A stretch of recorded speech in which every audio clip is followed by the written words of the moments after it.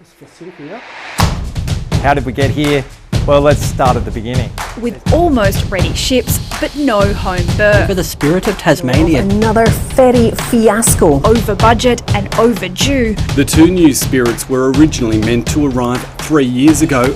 Yeah, okay, so let's start with the ships. There's two bigger, better Spirit of Tasmania vessels that are coming from overseas. The Tasmanian government announced in 2017 that it was going to have German shipbuilder FSG build two new vessels. In 2017, it was supposed to cost $714 million and be ready by 2021. But in 2020, FSG went bust. The government then had to go back to the drawing board. But after putting the project on pause, the state has finally signed off on a contract with shipbuilder RMC to build two new Spirits in Finland. Everything was ready to go. The two new vessels were going to be ready in 2022 and they were going to cost $850 million. Then the government at the last minute pulled out of that deal and decided that there would be a task force to see whether a local builder could build the ships instead. In the end, that local builder never eventuated. The government landed back with RMC. Only it missed its construction slot. So instead of 2022, the ships were said to be finished in August 2024. And then there was an inflation crisis as well. So the government earlier had to pay $8 million in steel costs to RMC, and then earlier this year, another $80 million when the firm encountered some financial difficulties. So Adam, what about the port? Yeah, well, that's where the real trouble started. It was supposed to be ready in August 2024 and cost $90 million.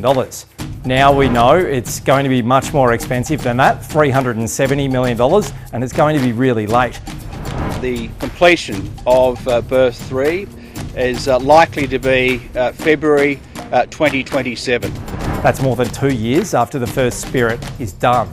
Initially, there was a consideration of whether a temporary upgrade of the existing berth used by the two Spirits that are already operating on Bass Strait could be done, but the shallowness of the berth there means that the Spirits couldn't sail at full capacity. It is a catastrophic infrastructure failure, but probably the biggest in Tasmania's history. And so now we're in the mess and that holding pattern where we're waiting to see what happens next. There's been heaps of political consequences for this at the moment. There was a bit of a war of words between the three parties involved in this. TT Line, who operates the Spirit of Tasmania ferries, Tasports, who owns the port infrastructure, and then the government, who's ultimately responsible for both those state-owned companies. I said, Minister, our single biggest risk in this whole project is Tasports and berth 3. Minister Ferguson replied that I needed to learn to play in the sand pit with Tasports. Costly delays to the ferry replacement program has resulted in the resignation of the TT Line chair. That was the first casualty. Then Michael Ferguson resigned as Infrastructure Minister. I have an important announcement to make. And was ultimately forced to resign as Deputy Premier altogether. TT Line's Chief Executive Bernard Dwyer also resigned before his term expired. So in terms of what happens next, that's the big question. Spirit 5 is currently still under construction in Finland. Spirit 4 is far from home. It's arrived in Scotland for what could become a very long stopover.